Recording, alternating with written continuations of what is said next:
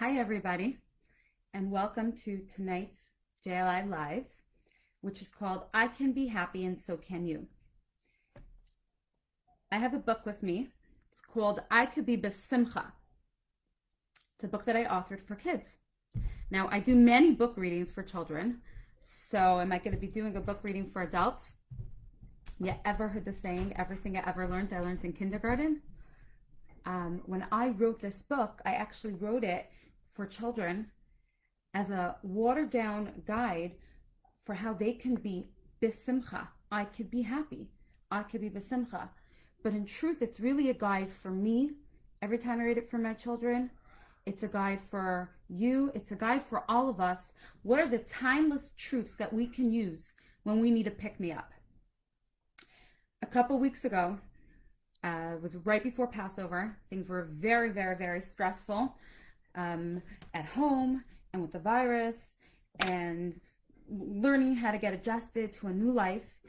And my 2-year-old asked me to read this book to him. Mommy, could you read I Could Be Besimcha? And as I was reading it, it was like the best reminder ever of what I need to do and how I need to shift in order to keep in a good mood, in order to be besimcha. I see people are coming on. Hi. And I'm watching this live, and I appreciate everyone. You can say hi. I will hopefully see the comments as they come in, so that I can really read this along with you, and you can give me feedback for what you want to hear more of. So, I Could Be Besimcha. You ready to dive in with me? What is it that we can do to increase those positive hormones in a positive way?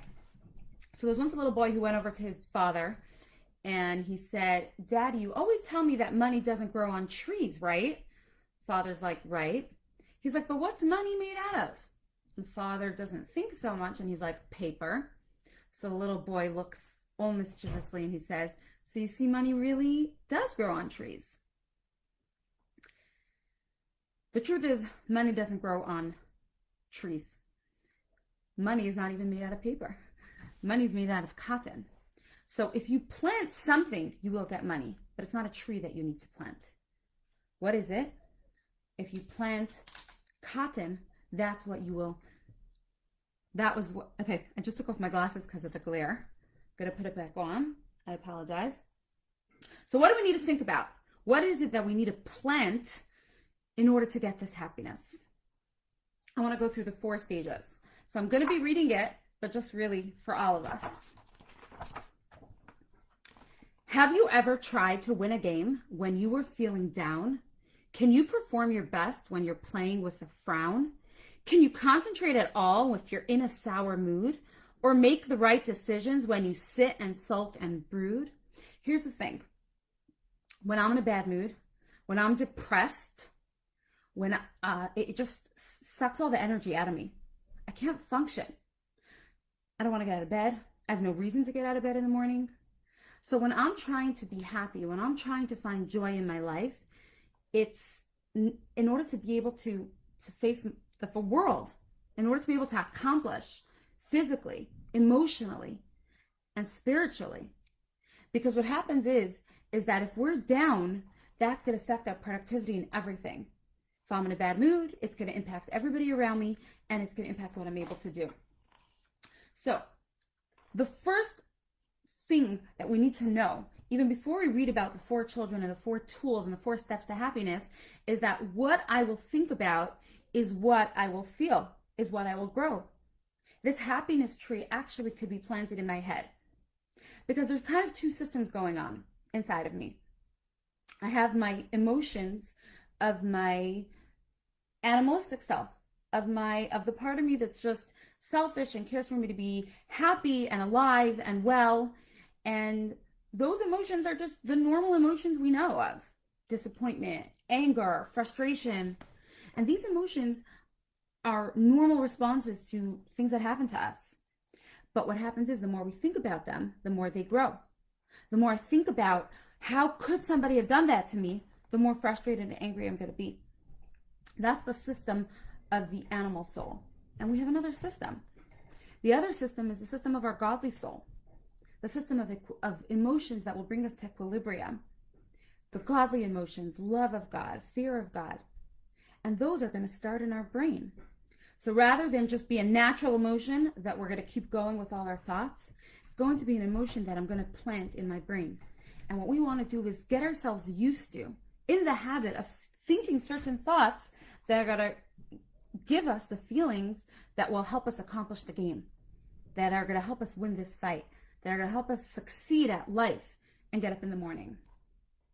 So, what's the first one of the steps to happiness, to being besimcha? Something that I need to remind myself and something that you can do right now. We have a little boy named Dovi, and Dovi's really upset because he wants his mother to buy him this brand new coat that all the kids in his class have. And his mother validates his feelings, but his mother says, Dovi, what are some things that you have? And again, while I'm writing this for children, this is really a reminder for myself. There are plenty of things that I just want in my life. And I want God to give me this, and I want God to give me that. But if I want to cultivate those feelings of gratitude, that is how I'm going to cultivate the feeling of happiness. When I wake up in the morning and I start thinking, I hear birds chirping. That's wonderful. I love hearing birds chirping. When I wake up in the morning and I enjoy my coffee. When I wake up in the morning and the first thing that I say is Modeh ani lefanecha, God, I'm so grateful. When I recite this prayer, the first thing in the morning, God, I am grateful that you returned your soul to me. That's the first thing that I can do as a step to be happy. Because again, if I'm thinking of all the things I don't have, I'm going to be miserable. But if I plant the seeds, and I'm planting the cotton that will turn into money, if I'm planting the seeds, if I'm conscious, if I'm purposeful about my gratitude thoughts, then I'm going to end up being happy. Some people do it in different ways. Some people have gratitude notebooks where they write 4 things every single morning. Some people have texting groups. Some people have WhatsApp groups. I have friends that share it with each other, because I'm creating thoughts in my brain. I'm creating new highways, new pathways. And these thoughts are going to give me that feeling. I'm planting the seed for happiness. So what are the little things in life that I could be grateful for? And I could also be grateful for the bigger things in life. But what is it that I could wake up in the morning and say, thank you, God. I have a backyard. I have a park. I have children. I have family. I have health. And even if there are certain things that I'm struggling with, even if there's losses that I had, and these days are challenging times for all of us. We've all been through losses in some way or another, whether it's financial losses, emotional losses, physical losses. We've all been through losses. The more I delve in that, the more I'm going to feel the lack. The more I focus on the gratitude, both to the people around me and to God in the morning, the more I'm going to be spreading that feel-good hormone inside of me, and the more I'm just going to be able to be grateful. That's the first tip. Now, what I'm seeing a lot online and different businesses are talking about is they're talking a lot about pivoting, taking your business offline and putting it online, pivoting your business model. And so what that does to me is that reminds me I need to pivot my perspective. Besides for being practical, besides for the practical steps I need to do to get adjusted to the era of COVID-19, I need to make a pivot in my brain, and I need to decide, because it's really not going to happen by itself. I'm not going to wake up in the morning and be grateful without me committing to that. I'm not going to wake up in the morning and choose to focus my thoughts on the system of godly thoughts and godly feelings if I'm not going to be proactive about it. So to me, when I see the word pivot, it's not just, reinvent myself in a business way.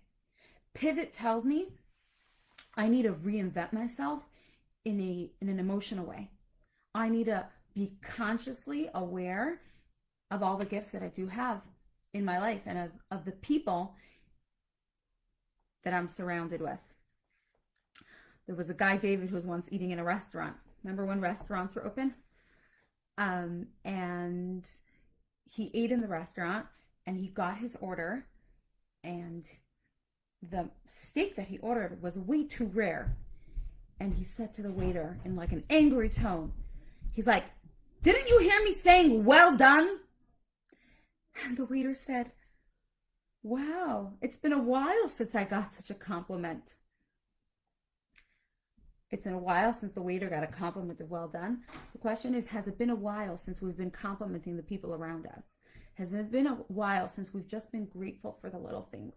So if I could wake up tomorrow morning, if I could, before I go to sleep tonight, take the time to be grateful for whatever small actions the people around me have done for me, I'm going to feel it in an emotional sense. I will be happier. So that's the first one. Who's with me for the second one? You could put a thumbs up. You could give a response. Thank you. What's the other ways that we could be happy? Our second character is Dina. Dina entered an art contest, but she didn't win. And she was so disappointed. So what did she do? She was walking home feeling dejected, feeling herself, feeling her own disappointment. And then she meets her aunt, who's having a hard time walking home because of all the snow. And so she offers to help her aunt walk home. And surprise, surprise, what happened? By the time she reached her aunt's house, her aunt tells her, "Thank you very much," she said. "That was really such a treat. I love chatting with you, Dina, as you helped me cross the street." Said Dina with a grin, "The thank you goes to you. Helping you made me happy about all the good things I can do." What ends up happening, and this has been my experience, and I'm hoping this has been for you, when I'm stuck in a rut in myself, when I'm feeling self-pity, when I'm feeling self-period, what I need to do is get out of myself. And the best way that I could get out of myself is by helping somebody else. So if I'm waking up in the morning and feeling really frustrated, I can pull out that phone and text 5 of my friends how they're doing. Because talking about pivoting, when I switch directions, and I don't just tell myself, don't think about yourself, but I proactively think about other people and take an interest in other people, what ends up happening automatically is I end up getting happier feelings. I end up feeling better. I start caring about the other person. A man once wrote into the Lubavitcher Rebbe, "I am so sad. I am so depressed. I have such a hard life." And the Rebbe circled in his letter all the times that he wrote, I. The key to happiness is my ability to get over the I and focusing on other people. I asked my 8-year-old for permission to share this. He once came home from school very upset. There were some boys in the bus that called him names, and it was heartbreaking to see. Here's an 8-year-old child who was basically just bullied on a bus. Anyways, an opportunity came up that night for him to play piano for a woman in a nursing home. And so I took him. And there my 8-year-old took out his keyboard and he was playing, and she loved it, and he made her so happy. And I brought home a different child. From being so stuck and so broken, and it really is painful to be made fun of. But when he played music for somebody else and brought joy to somebody else, that joy was seen so clearly on his face. And I've seen this again and again with my children. If I bake cookies with them just for themselves, I did a fun activity. If they bake a cookie for their friend whose mother had a baby, they're like glowing. They're doing something for somebody else. They're transcending themselves. And that's really what this is all about. When you're feeling down, yes, when we are always moving from a selfish to a selfless existence, thank you. When I'm able to get over myself, there's just a joy. It's exhilarating. There is a story shared about the Baal Shem Tov, that he was once traveling and he was in Istanbul, and it was the holiday of Passover, and he had no money. He had no money for wine, no money for matzah, and it was quite distressing. And very, very close to the holiday, he had a knock on his door. And a very wealthy businessman introduced himself to the Baal Shem Tov and said, I heard you're in town. You don't have what you need for the holiday. It's all on me. I'll give you matzah, I'll give you wine, I'll give you meat, I'll give you everything you need for the holiday. The Baal Shem Tov was so touched and was so grateful. And he turned to this man. He said, what do you need? How could I repay you? And this wealthy businessman said, the truth is, I have a lot of money, but my wife and I are married for many years, and we don't have children. Can you bless me to have a child? The Baal Shem Tov looked at him and said, I promise you, you will have a child. Now, the way things work is that when a tzaddik, a righteous person, promises a Jew that he will have a child, he will have a child. But up in heaven, they weren't so happy that the Baal Shem Tov went and promised this childless couple a child. And it was decreed that this man who gave the Baal Shem Tov food for Passover would have a child. But because the Baal Shem Tov forced the heavens to grant this person a child, he was going to be punished. And he was going to lose his entire portion of the world to come. When the Baal Shem Tov understood that he would forfeit his entire world to come because he promised this other man to have a child, what do you think his reaction was? He was full of joy. He said, now I know I'm going to be serving God. Not for my own self and my own rewards in my afterlife. He was so full of joy that he was able to transcend himself. Because what pulls us down is our own egos, our own stuck points, our own hurts and histories. So, you're feeling down? Reach out to a friend. That's the second step. What else can I do to be able to pick myself up? What else can I do so that I could not only fight the negative emotions, but create positive, energetic, happy emotions? Our third child here is Benny. And it seems so simplistic. What's Benny going to do to be happy? He's going to do a mitzvah. He's going to help his mother for Shabbos. And in the story, the sister's baking challah and the mother's baking cake. And Benny is peeling those potatoes and carrots for the soup for Shabbos. And he's full of joy. What's that about? Why is it that when we do a mitzvah, why is it that when a Jew does a mitzvah, they are full of joy?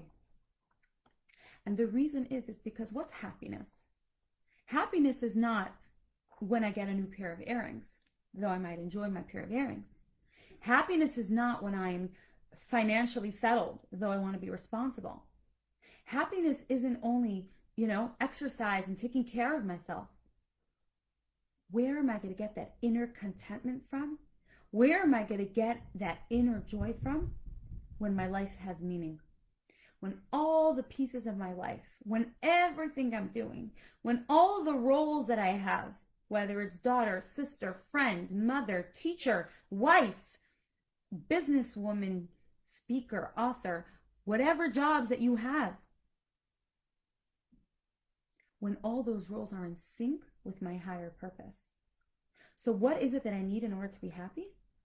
I need a mission statement. I need a reason to be alive. I need to have it so clear. Because God doesn't make any mistakes. He put me here. There's a reason I'm here. So I need to be in touch and aware of my general mission statement as a Jew. My general mission statement as a Jew is to do another mitzvah, to learn more Torah, to make this world a godly place. All the little details, when they fit in with that mission statement, it's like a puzzle that everything falls into place. So if there's one part of me that's not in sync with my mission, if I don't know what I'm doing here, if I don't feel that the qualities that God gave me are being used, a little part of me will be sad and depressed. When my soul is alive, I am alive. So I need to discover and live the life that gets my soul alive. And that's the godly emotion again. That's planting the money from the cotton. That's planting fields and fields of happiness when I'm in tune with my soul. What are the gifts God gave me and how am I using them to serve him? So if I'm not satisfied, if I'm down, there's something bothering me, I need to work on my mission statement. So if my general mission statement is serve God, make this world a better place, be a kinder person, I might even need a more specific mission statement. I might need, a mission statement that ties all the different pieces together, and you could be creative with that. But if I want a fighting chance at being happy, I need to have that higher purpose in mind. There was a story told about the sage Shimon ben Shattach, who purchased a donkey so that he shouldn't have to travel so far to the forests. So what happened? When he arrived home and he showed his students what his new purchase was, his students found an incredible thing around the donkey's neck. They made this discovery that the merchant who sold the donkey, without realizing, had sold a donkey that had a very precious jewel around its neck. And they turned to their teacher and they said, "You no longer will have to work and sell any ink. We will take care of selling this precious jewel that was around the donkey's neck, and then you could just spend all your time teaching Torah." Reb Shimon ben Shattach said, No, I bought this from a merchant. This merchant that I bought it from is not necessarily Jewish. If I'm honest, and I go and I return the donkey, and I return this jewel, I'm going to impress this person so much. I'm going to make what is called a Kiddush Hashem. This person, this non-Jew, is going to bless God's name. That is more valuable to me than any money that I could make from selling this diamond. That's what he did. He returned to the merchant, and the merchant was floored. And the merchant said, "Blessed be the God of Rabbi Shimon ben Shattach." So what is that about? When you have something bigger, when you have meaning in life, then it's not the money that's going to satisfy you. It's the purpose. It's the mission statement. It's what am I here for? I'm here to make a difference in the world. So if I want to be joyful, if I want to be happy, I need to take a second and think, am I using all the gifts that God gave me to make a difference in the world? Are all the pieces in my life aligned? Do they all fit? Is my life synchronized? Because that's what joy is. That I'm happy for myself, that my mission is being accomplished. And you know who else I'm happy for? I'm happy for God. I'm happy for God that he created a world, that he had a desire for people to serve him, to learn, to teach Torah, to be kind to each other. And look at that. He also gets what he wants. And this is such a strong joy. It's much bigger than all the little things. And then we have the fourth step. The fourth step in how I could be happy despite challenges, hiccups, internet being broken down, lives being divided, comments. We have a little girl named Bina. And she's planning a birthday party in the park, and suddenly it rains on her. And she's devastated. What's the key? What's the change that will allow her to go from being devastated to being happy? It's accepting the situation and saying, hey, I really wanted to have an outdoor birthday party, but now I'm going to make a fun picnic inside. And again, when I'm reading this to my children, it's like note to self, that pivoting perspective again. We can't learn in school. We're going to go on Zoom. Being creative. What can I do and how could I adjust so that I could really accept and I could speak for myself. I love to have control. I love to know what's going to happen. I don't like to have no idea what's happening in the future. I don't like when things are out of my control, like the weather or the virus. But as long as I'm trying to control it, my fists are clenched. I'm not allowing myself to experience the joy of putting down the burden. I remember a story that my father always used to tell me as a child. There was once a wealthy man traveling on the road in a big carriage, in a big wagon. And as he's traveling, he looks out the window and he sees a poor old hunched man with a very heavy load on his shoulder and a stick. And the wealthy man says, "Sir, do you want to join me in my comfortable wagon?" And the old man, this is his lucky day. He says, "Sure, of course I'll join you." And he comes inside and he joins the wealthy man in the wagon. And he sits down and they continue on the road. The wealthy man notices something very interesting. He keeps checking. He says, "You're in my wagon now. My horses are taking you. Why do you still have that big load on your shoulder? Put it down on the floor of the wagon." And the poor man said, No. It's nice enough that you're giving me a ride. I don't want to burden you with having to also give my package a ride." And the wealthy man says, "Fool, you're in my wagon. I already am carrying your load." And my father would remind me, we think we have to stress. We have to carry the load. What's going to be controlling exactly the outcome. But the truth is, God is carrying us and our loads. And I could unclench my fists. I could accept the rainy day. I could see and evaluate how I could change things around and how God really does want the best for me.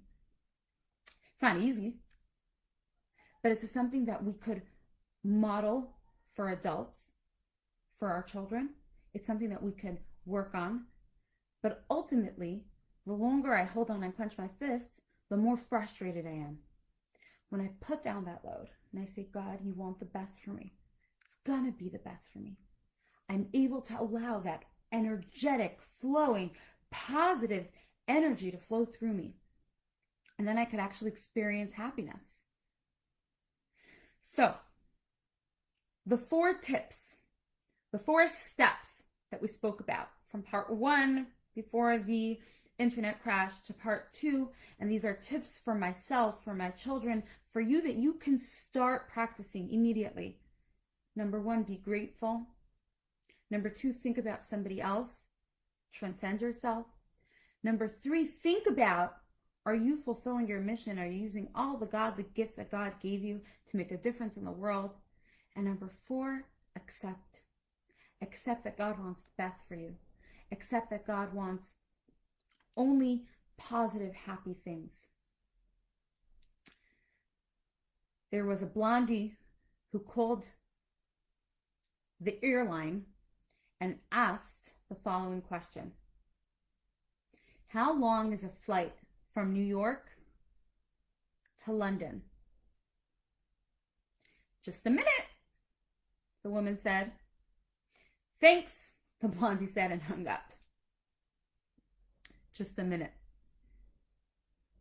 We hope that this ride that we're all in together, this COVID-19, is just a minute. And that really, really soon we will have health, stability, financial stability, everything that we need. And of course, the ultimate stability with the final redemption. But what I could do until then is get a taste of that joy that I will experience. And I could feel grateful. I could think about other people. I could use the gifts that God gave me to the best of my ability. And I could accept the situation with joy, positivity, and optimism. Thank you so much for joining